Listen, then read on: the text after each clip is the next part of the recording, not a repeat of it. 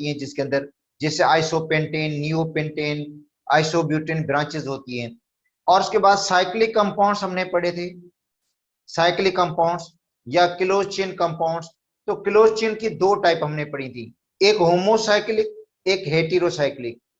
फिर बेटा होमोसाइक्लिक की दो टाइप हमने पढ़ी थी, एक एलिसाइक्लिक, एलिसाइक्लिक वही है साइक्लोप्रोपेन, साइक्लोब्यूटेन, साइक्लोपेंटेन, साइक्लोहेक्सेन, साइक्लोअल्केन जिनको बोलते हैं जनरली, जिनका जनरल फार्मूला CnH2n है। बेटा जनरल फार्मूला ये भी नोट कर दो, छोटी सी चीजें आ सकती हैं क्योंकि इन्होंने दिए ही क्लासिफिकेशन है, ऑर्गेनिक कंपाउंड की दर्जा बंदी दी है, दोबारा इसमें से क्वेश्चन निकालेंगे वो, तो इनको ज्यादा अच्छी तरह से पढ़ लो, उनके फार्मूले भी याद कर लो। साइक्लोअल्केन का फार्मूला कल मैंने आपको लिखवाया था, CnH2n है। साइक्लोअल्कीन अल्केन का फार्मूला अल्कीन जैसे ही है, ठीक है, एक दूसरे का आइसोमर्स है ये, हम आगे पढ़ूंगा, आइसोमरिज्म में पढ़ा दूंगा आपको मैं। अच्छा अब उसके बाद आते हैं एरोमेटिक पे। तो बेटा एरोमेटिक क्या है, वैसे लफ्ज एरोमेटिक का मतलब तो प्लीजेंट स्मेल है, क्योंकि इनको जब ड्राफ्ट किया गया था, ये जब डिस्कवर हुए थे, तो जो शुरू वाले कंपाउंड थे उनके अंदर प्लीजेंट स्मेल थी, जिसकी वजह से इनका नाम एरोमेटिक पड़ गया। अब एरोमेटिक तो वसी क्लास से कंपाउंड्स की, एरोमेटिक की बेहतर बेटा और ज्यादा डेफिनेशंस और भी हैं एरोमेटिक की, ठीक है, मगर उन पे तो हम जा ही नहीं रहे ना इसके अंदर कोई सिलेबस में कोई बात की गई है। हम वो उन्हीं एरोमेटिक की बात करते हैं जो बेंजीन से रिलेटेड है, बेंजीन या बेंजीन के डेरिवेटिव, उनको एरोमेटिक कहा जाता है, ठीक है। अब एरोमेटिक की कंडीशंस के कार्बन sp2 हेबर्ड होने चाहिए, बेटा हेबर्ड sp2 होने चाहिए कार्बन के अंदर, प्लेनर ट्राइगोनल हो, एंगल 120 की हो उसके अंदर, तो बेंजीन में भी ऐसे ही है, बेंजीन में एंगल 120 की है, कार्बन सभी sp2 हेबर्ड है, प्लेनर ट्राइगोनल होते हैं, ठीक है।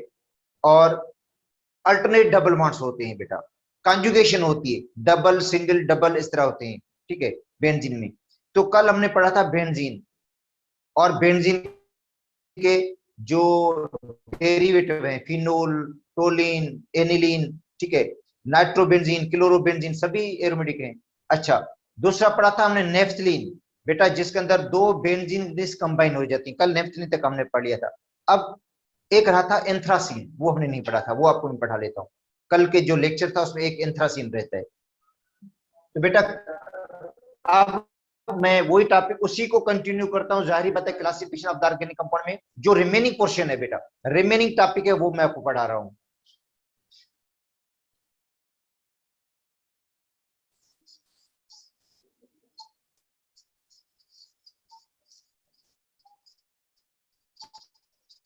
बेटा साइक्लिक कंपाउंड रिमेनिंग था, साइक्लिक में होमोसाइक्लिक,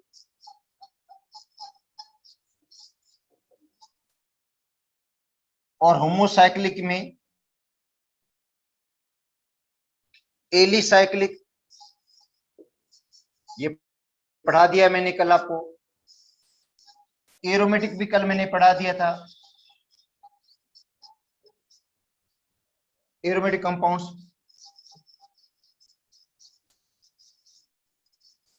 मगर एरोमेटिक के अंदर कुछ बेटा एग्जांपल रह गए थे, वो मैं आपको पढ़ा रहा हूं, जिनमें 3 बेंजीन रिंग्स कंबाइन हो जाती हैं, बेटा वो एंथ्रासीन है।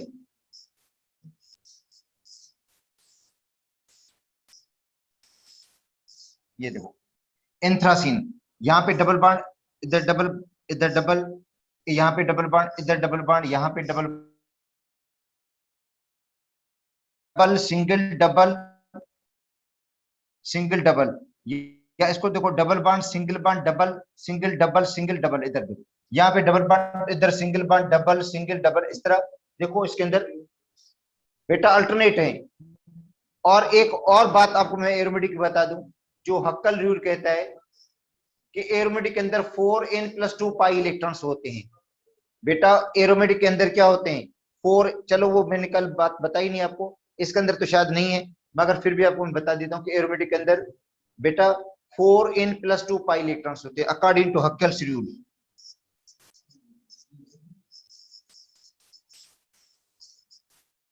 बेटा हक्कल रूल क्या कहता है कि एरोमेटिक में 4n+2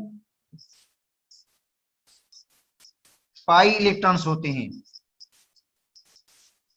और एन की वैल्यू क्या रखेंगे हम, 0 1 2 3 एंड सो ऑन। बेटा एन की वैल्यू आप 0 भी रख सकते हैं, 1 2 3, ठीक है। और अगर एन की वैल्यू आप 0 रखेंगे तो 2 पाई इलेक्ट्रॉन्स होंगे, जिनको मैंने आपको पहले पढ़ा दिए थे बेटा, ठीक है। वो हालांकि सिलेबस के अंदर थे ही नहीं, मगर मैंने पढ़ा दिए थे आप लोगों को कि जिसके अंदर 2 पाई इलेक्ट्रॉन्स हैं, ये प्रीवियस, मगर अब जरूरत ही नहीं है तो हम खास पे टाइम वेस्ट करेंगे अपना। मगर मैं आपको बता देता हूं, एन की वैल्यू 0 1 2 3 हो सकती है। अगर एन की वैल्यू हम 0 पुट करेंगे इसके अंदर, बेटा अगर एन की वैल्यू 0 पुट कर देंगे तो क्या हो जाएगा, 2 पाई इलेक्ट्रॉन्स होंगी,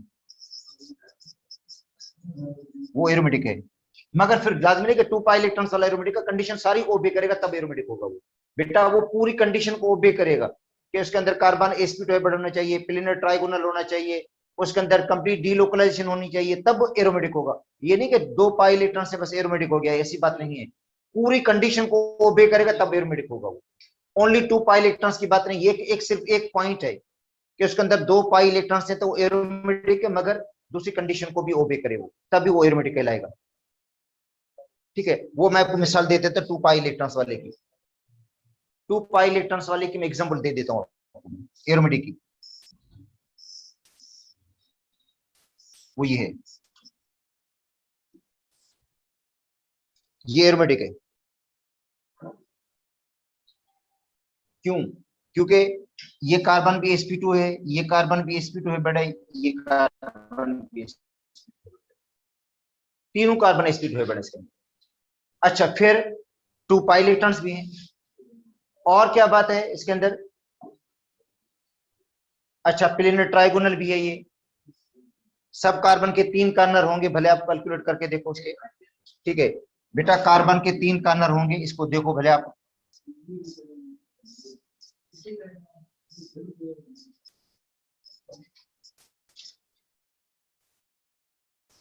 कि यहाँ पे पॉजिटिव चार्ज है।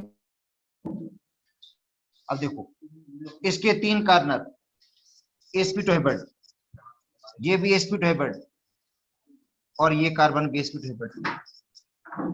फिर डीलोकलाइजेशन कैसे हुई, आप सोचिए से इसमें तो अल्टरनेट पाई बॉन्ड ही नहीं है। बेटा डीलोकलाइजेशन का मतलब ये नहीं कि पाई सिग्मा पाई भी हो सकता है, पाई सिग्मा पॉजिटिव चार्ज भी हो सकता है बेटा डीलोकलाइजेशन के लिए।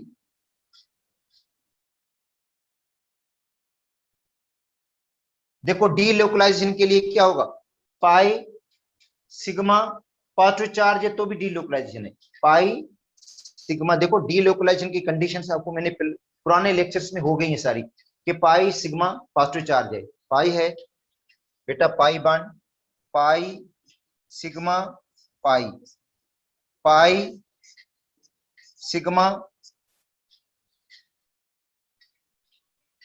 और पॉजिटिव चार्ज है तो भी है, pi sigma negative charge lone pair है तो भी डीलोकलाइजेशन होगी। बेटा ये डीलोकलाइजेशन की कंडीशंस हैं, pi sigma pi pi bond, pi sigma positive charge, pi sigma negative charge या लोन पेयर, तो समझे डीलोकलाइजेशन होगी इसके अंदर। तो इसके अंदर डीलोकलाइजेशन है क्योंकि पाई बॉन्ड है बेटा, ये सिग्मा है और यहाँ पे पॉजिटिव चार्ज है बेटा, ये पाई बॉन्ड यहाँ पे सिग्मा बॉन्ड, ये पॉजिटिव चार्ज, फिर पॉजिटिव चार्ज सिग्मा बॉन्ड और पाई बॉन्ड, तो डीलोकलाइजेशन वाली कंडीशन को ओबे कर रहा है ये। बेटा डीलोकलाइजेशन वाली कंडीशन ओबे हो रही है तो इसका मतलब है ये एरोमेटिक कंपाउंड है, ये बेटा एरोमेटिक है।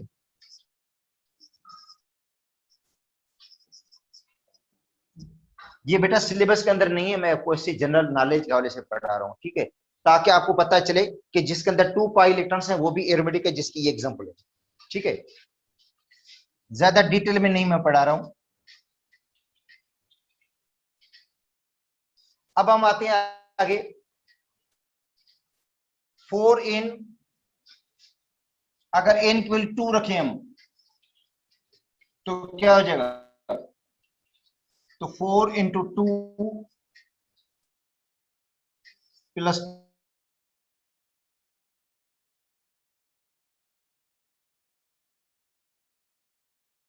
क्योंकि n के लिए 1 रखी नहीं हमने अभी। बेटा n के लिए 1 रखते हैं अभी, क्योंकि n की वैल्यू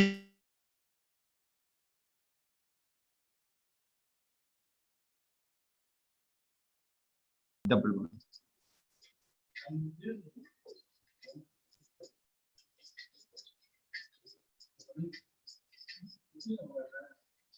बेटा इसके अंदर 6 पाई इलेक्ट्रॉन्स है, 3 पाई बॉन्ड 6 पाई इलेक्ट्रॉन्स होंगे। देखो पाई बॉन्ड 3 है, इलेक्ट्रॉन 6 हो जाएंगे इसके अंदर, पाई इलेक्ट्रॉन्स इसके अंदर। ये बेंजीन भी एरोमेटिक है। अच्छा n की वैल्यू 2 रखते हैं हम,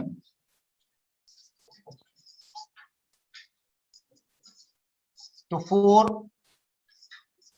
इंटू क्या हो जाएगा, 2 प्लस 2 क्या हो जाएगा, 8 और 2 10, 10 पाई इलेक्ट्रॉन से।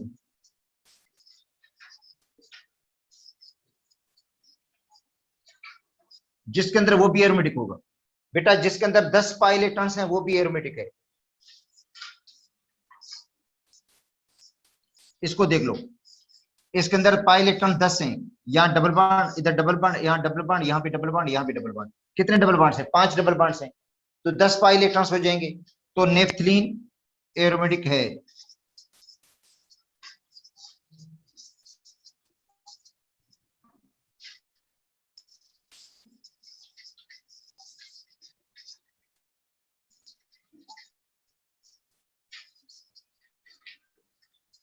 बेंजीन भी एरोमेटिक है।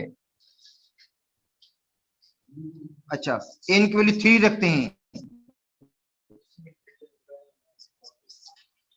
तो क्या होगा, 4 इंटू 3 प्लस 2।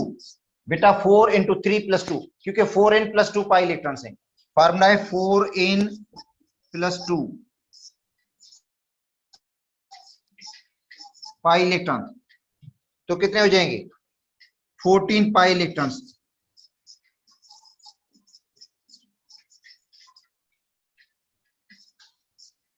बेटा ये 14 पाई इलेक्ट्रॉन्स किसके अंदर है,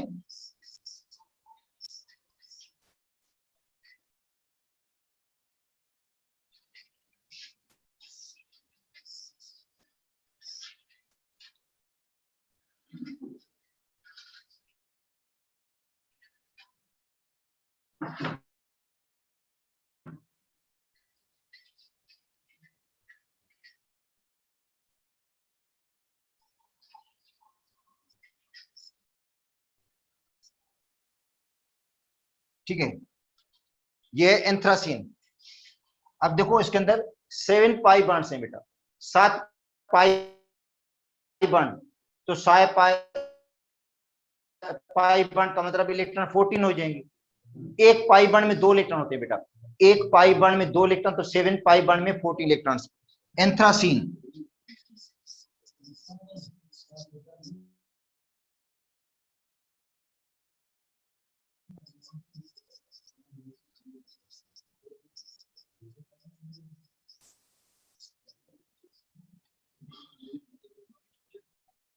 बेटा एंथ्रासीन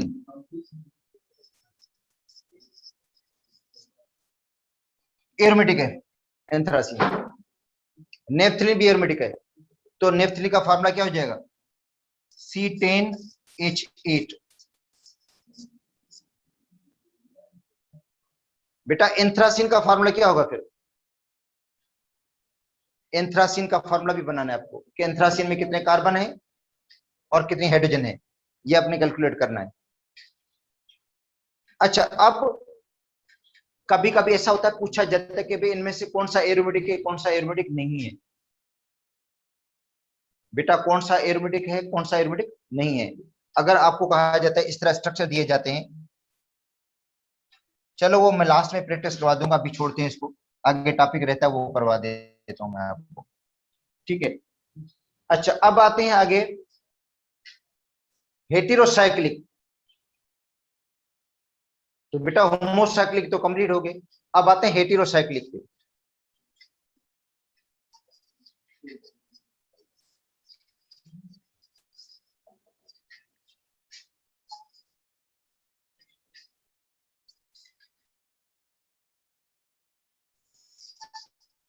अच्छा बेटा, हेटेरोसाइक्लिक वो होते हैं जिनमें कार्बन के साथ, जो रिंग में कार्बन है, कार्बन के साथ कोई एडिशनल और एलिमेंट्स हो, नाइट्रोजन, सल्फर या ऑक्सीजन, उनको हम कहते हैं हेटेरोसाइक्लिक।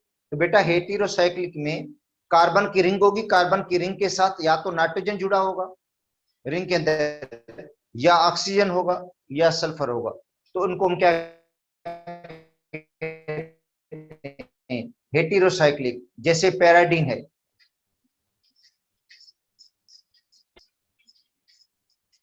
बेटा ये पैराडीन है।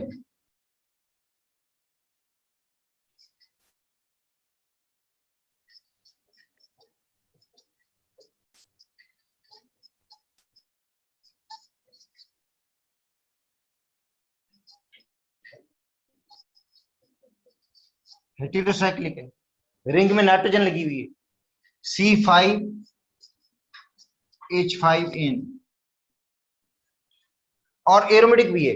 तो होमोसाइक्लिक भी एरोमेटिक होते हैं, हेटेरोसाइक्लिक भी एरोमेटिक होते हैं बेटा, ये भी एरोमेटिक है।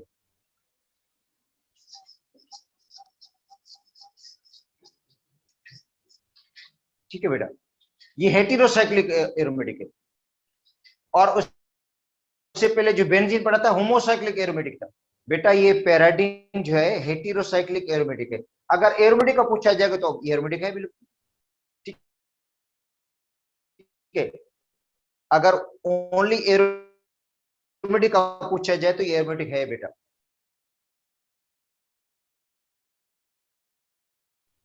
जो बेंजीन है, नेफ्लिन है, एंथ्रासीन है, वो होमोसाइक्लिक का मतलब उसमें रिंग सिर्फ कार्बन की बनी हुई है, इनमें कार्बन के अलावा नाइट्रोजन भी है। तो ये है तो एरोमेटिक, मगर हेटेरोसाइक्लिक एरोमेटिक है। ठीक है, तो बेटा ये एरोमेटिक तो अपना है हेटेरोसाइक्लिक। इसके अलावा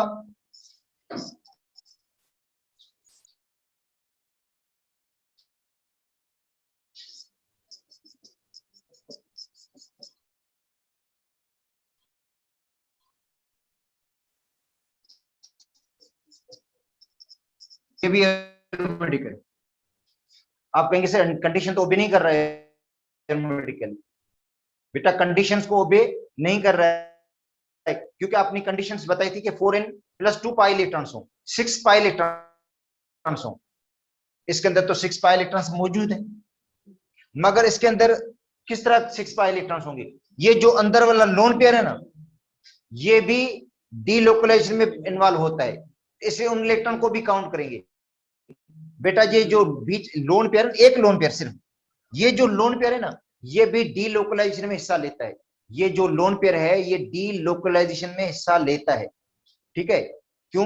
पाई, सिग्मा और लोन पेयर, तो एरोमेटिक हो जाएगा। देखो पाई बांड है, सिग्मा है, एरोमेटिक है, क्योंकि ये पहले तफसील से मैं आपको पढ़ा चुका हूं।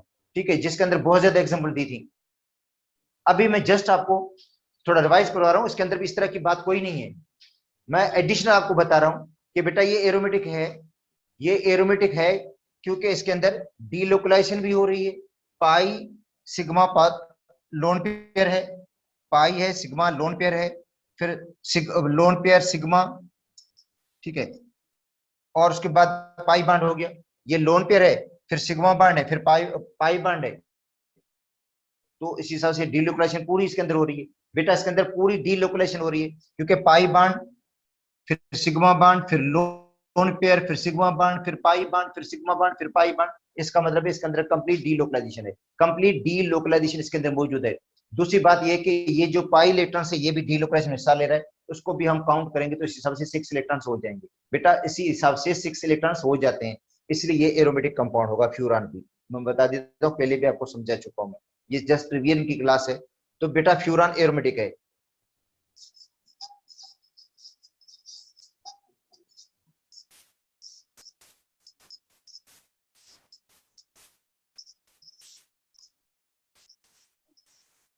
सल्फर को देख लो,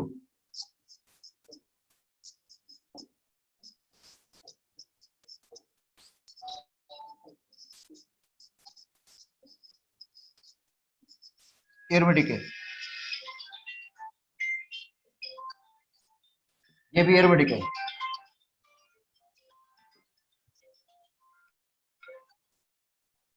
ये बेटा एरोमेटिक है, थायोफिन भी। क्यों? Pi sigma lone pair, pi sigma lone pair, pi sigma lone pair जो भी है ना, पाई हो फिर सिग्मा बॉन्ड हो फिर क्या हो, लोन पेयर हो ना, पाई सिग्मा लोन पेयर है तो एरोमेटिक होगा। Pi sigma lone pair, LP का मतलब है लोन पेयर, लोन पेयर मौजूद है तो एरोमेटिक होगा। ठीक है, और 6 पाई इलेक्ट्रॉन्स भी मौजूद है, 6 पाई इलेक्ट्रॉन्स मौजूद है, एरोमेटिक होगा ये थायोफिन। पायरोल,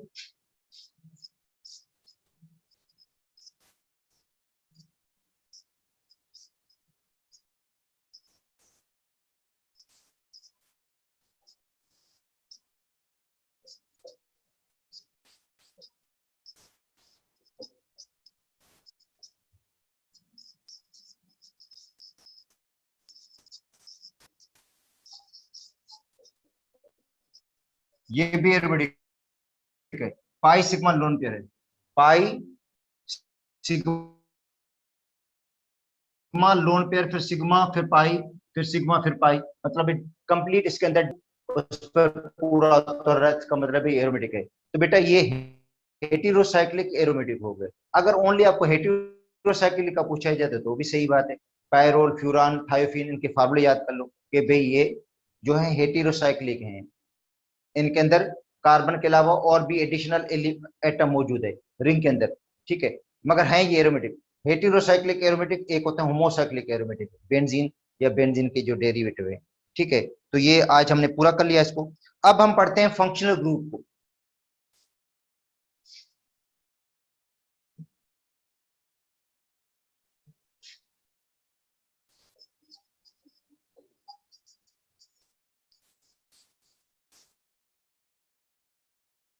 ठीक है बेटा, फंक्शनल ग्रुप, तो बेटा देखो फंक्शनल ग्रुप है क्या, एन एटम और ग्रुप ऑफ एटम, एक एटम होगा या एटम का ग्रुप होगा, या तो सिंगल एटम होगा या एटम का ग्रुप होगा, that is substitute in the chain of carbon, जिसको कार्बन की चेन में हमने सब्स्टिट्यूट किया है, कार्बन की चेन में हमने लगाया है in the place of hydrogen, hydrogen की जगह पे, उस ग्रुप को हम क्या कहते हैं, फंक्शनल ग्रुप। देखो बेटा, इन atom or group of atom upon which properties of compound depend is called functional group. एक एटम हो, एटम का ग्रुप हो, जिसके ऊपर कंपाउंड की पूरी प्रॉपर्टीज डिपेंड करें, उस ग्रुप को हम क्या कहते हैं, फंक्शनल ग्रुप कहते हैं। मतलब एक एटम हो या एटम का ग्रुप जिसपे पूरे कंपाउंड की प्रॉपर्टीज डिपेंड करें, उस ग्रुप को हम क्या कहते हैं, फंक्शनल ग्रुप कहते हैं। क्या कहते हैं बेटा, फंक्शनल ग्रुप। देखो किस तरह, पहले डेफिनेशन लिखवा देता हूं।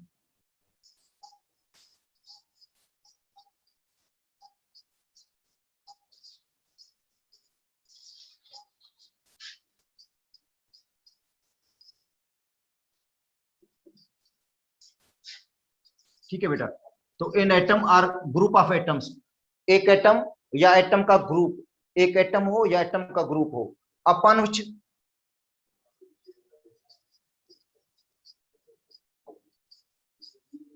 Properties of compound depend, upon which जिसपे कंपाउंड की प्रॉपर्टी डिपेंड करें, इन एटम और group of atoms upon which properties of compound depend,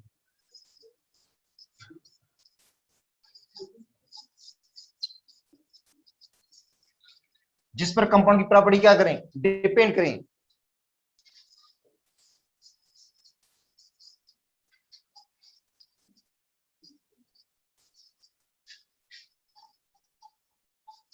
इसको क्या कहेंगे हम, फंक्शनल ग्रुप कहते हैं। और फंक्शनल ग्रुप किस तरह लगेगा, हाइड्रोजन को रिप्लेस करके, ऑर्गेनिक कंपाउंड में हाइड्रोजन को रिप्लेस करके, हाइड्रोकार्बन में हाइड्रोजन को रिप्लेस करके उसकी जगह पे जो ग्रुप लगता है उस ग्रुप को कहते हैं फंक्शनल ग्रुप। बेटा देखो आर एच अल्केन है,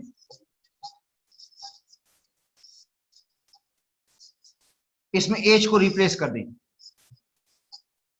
और एक्स लगा दें इसकी जगह पे, तो बन जाएगा आर, एक्स को मैं दूसरे से लिख,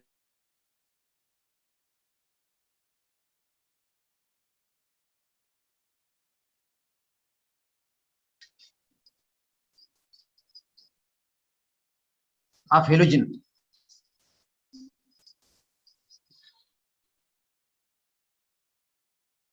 बेटा ये हेलोजन का फंक्शनल ग्रुप है। अल्काइल हेलाइड मतलब अल्केन में हाइड्रोजन को रिप्लेस करके एक्स लगा दिया, फ्लोरीन क्लोरीन ब्रोमीन लगा दिया, तो एक्स जो फंक्शनल ग्रुप है। जो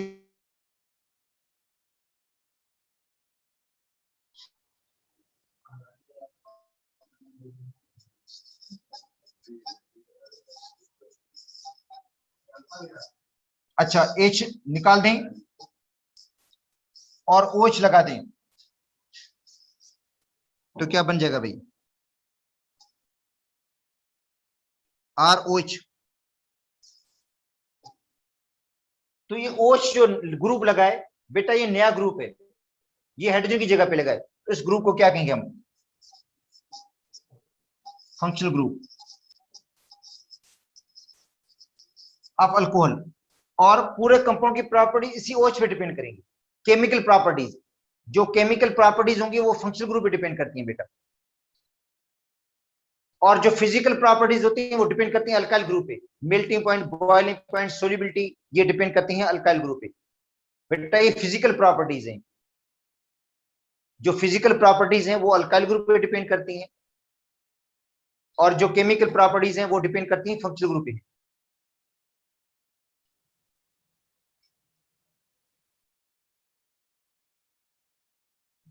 और कुछ फिजिकल प्रॉपर्टीज भी फंक्शनल ग्रुप पे डिपेंड करती हैं। देखो कैसे, अल्कोहल लग जाते हैं ना तो अल्कोहल के अंदर हाइड्रोजन बॉन्डिंग हो जाती है बेटा, अल्कोहल में हाइड्रोजन बॉन्डिंग होगा, हाइड्रोजन बॉन्डिंग की वजह से उसका बॉइलिंग पॉइंट बढ़ जाएगा, हाइड्रोजन बॉन्डिंग की वजह से बॉइलिंग पॉइंट बढ़ा है, हाइड्रोजन बॉन्डिंग की वजह से उसकी डेंसिटी बढ़ जाएगी, हाइड्रोजन बॉन्डिंग की वजह से उसकी सोल्युबिलिटी वाटर के अंदर बढ़ जाएगी। ठीक है, तो अब समझे केमिकल प्रॉपर्टीज भी होगी, साथ में जो फिजिकल जो प्रॉपर्टीज है ना एडिशनल, वो भी इस पे डिपेंड कर रही है।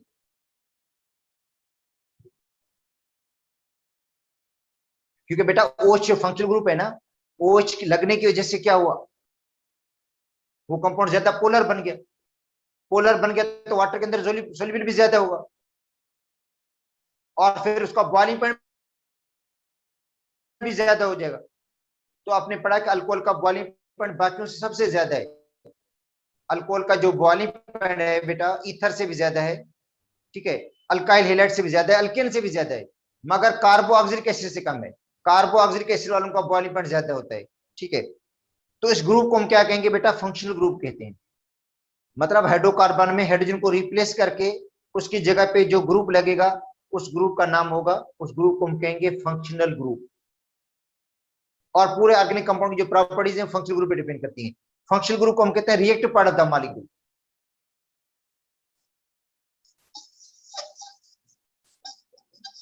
रिएक्टिव पार्ट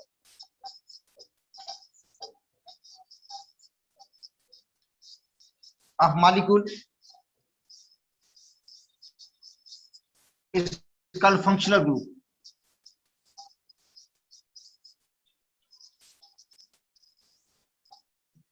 बेटा जो रिएक्टिव पार्ट होता है उसको हम क्या कहते हैं, फंक्शनल ग्रुप कहते हैं।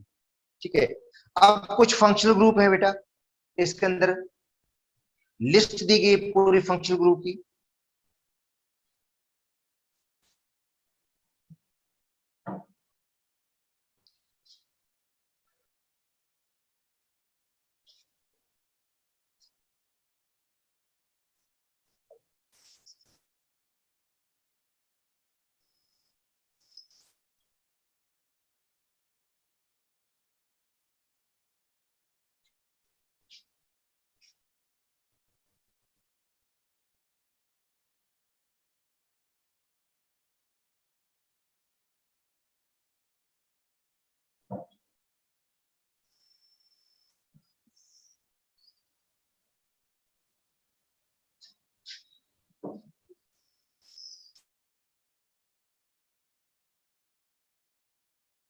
ठीक है, फंक्शनल ग्रुप लिखते हैं हम।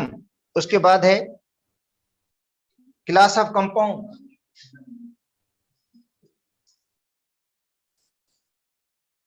और उसके बाद है एग्जाम्पल।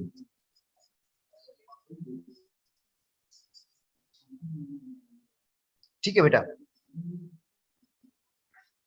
और फंक्शनल ग्रुप के अंदर क्या आ जाता है, इसका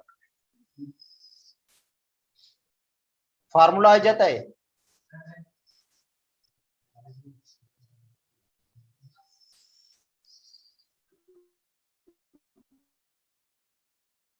दूसरा आता है नेम। ठीक है बेटा, अब आते हैं पहले सिंगल बॉन्ड पे। बेटा पहले किस पे आते हैं हम? अल्केन पे आते हैं।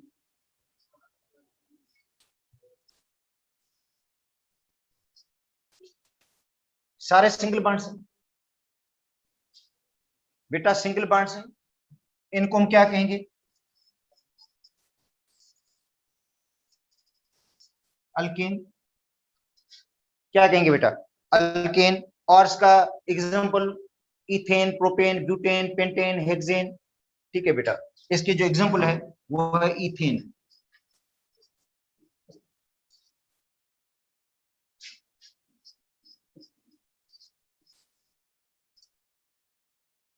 अच्छा, उसके बाद है देखो बेटा डबल बॉन्ड।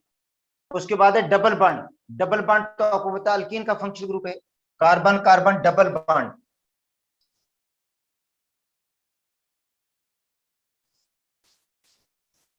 ये फंक्शनल ग्रुप बेटा याद करने पड़ेंगे। कार्बन कार्बन के दरमियान डबल बॉन्ड है, कार्बन कार्बन के दरमियान, तो ये डबल बॉन्ड फंक्शनल ग्रुप है। ये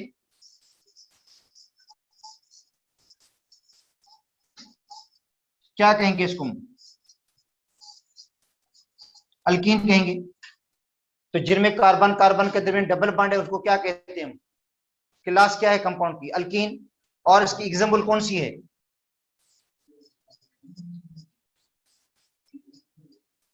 बेटा ethene. Ethene, propene, butene, pentene, hexene, कोई भी दे सकते हैं। अच्छा, उसके बाद है carbon carbon triple bond.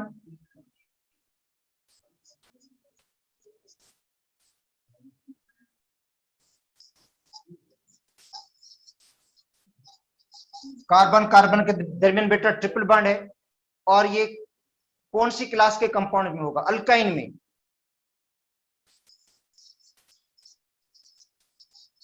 Alkyne. Example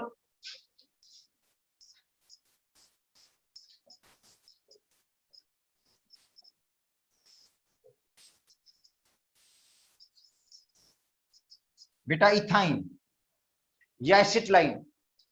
अच्छा, उसके बाद है x, fluorine, chlorine, bromine, iodine. बेटा एक्स अभी मैंने पढ़ा था कि अल्केन में से हाइड्रोजन को निकालकर उसकी जगह पे एक्स लगा देते हैं। ठीक है, तो इसको क्या पढ़ेंगे? हेलोजन बेटा, हेलो। इसको जनरली क्या पढ़ेंगे? हेलो। हेलो में क्लोरो, फ्लोरो, क्लोरो, ब्रोमो, आयोडो आ जाते हैं बेटा। बेटा ये हेलोजन फैमिली है, ये हेलोजन फैमिली है। ठीक है, इनके कंपाउंड को हम क्या कहेंगे? अल्काइल हैलाइड कहते हैं। क्या कहते हैं? ऐसे कंपाउंड को हम कहेंगे अल्काइल हैलाइड। बेटा ऐसे कंपाउंड को हम क्या कहेंगे? अल्काइल हैलाइड कहेंगे, जिनके अंदर एक्स लगा होता है। और एक्स का मतलब है फ्लोरीन, क्लोरीन, ब्रोमीन, आयोडीन। अब आते हैं इसकी एग्जांपल पे। तो CH3, Cl लगा दो, Br लगा दो, I लगा दो, F लगा दो। कोई भी हेलोजन बेटा लगा होगा, कोई भी हेलोजन लगेगा। अल्केन में हाइड्रोजन को निकालकर उसकी जगह पे हेलोजन लगा देंगे। तो अब देखो इथेन में हाइड्रोजन निकालकर उसकी जगह पे क्लोरीन लगा दिया, तो बन गया क्लोरो इथेन। क्या बन गया बेटा? ये बन गया क्लोरो इथेन। क्लोरो जो है ब्रोमो इथेन भी हो सकता है, आयोडो इथेन भी हो सकता है, आयोडो प्रोपेन भी हो सकता है, आयोडो ब्यूटेन, पेंटेन, हेक्सेन, कोई भी हो सकता है। जनरली इनको हम कहेंगे अल्काइल हैलाइड। अब उसके बाद है बेटा OH। ये भी मैंने अभी पढ़ाया था आपको, OH। अच्छा, OH किसका फंक्शनल ग्रुप है बेटा? OH अल्कोहल का फंक्शनल ग्रुप है। इसको हम कहते हैं हाइड्रोक्साइल। हाइड्रोक्सी ग्रुप होता है ये। बेटा हाइड्रोक्साइल ग्रुप है ये। OH को हम बेसिक कहते हैं, OH का मतलब हाइड्रोक्साइल ग्रुप है। और इनको हम कहेंगे अल्कोहल।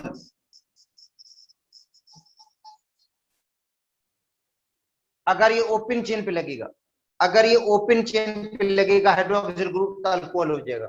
अगर ये बेंजीन की रिंग के ऊपर लगेगा तो उसको हम कहेंगे फिनोल। बेटा ये हाइड्रोक्साइल ग्रुप है, हाइड्रोक्साइल ग्रुप है, मगर हाइड्रोक्साइल ग्रुप अगर ओपन चेन पे लगा हुआ है तो अल्कोहल है। तो CH3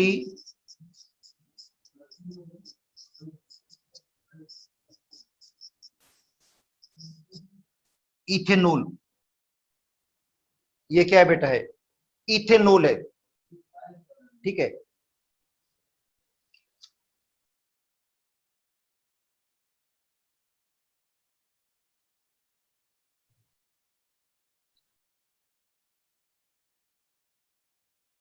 अब आते हैं NH2 ग्रुप पे।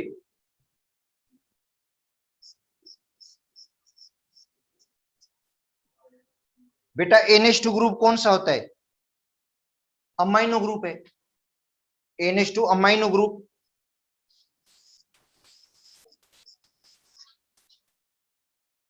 अमाइनो ग्रुप है। इसको क्या पढ़ते हैं हम?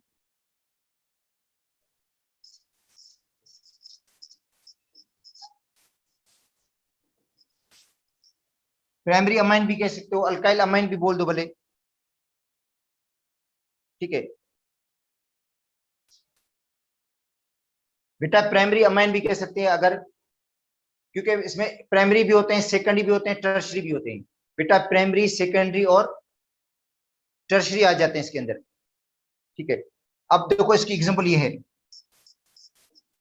CH3 NH2, तो इसको पढ़ेंगे अमाइनो इथेन।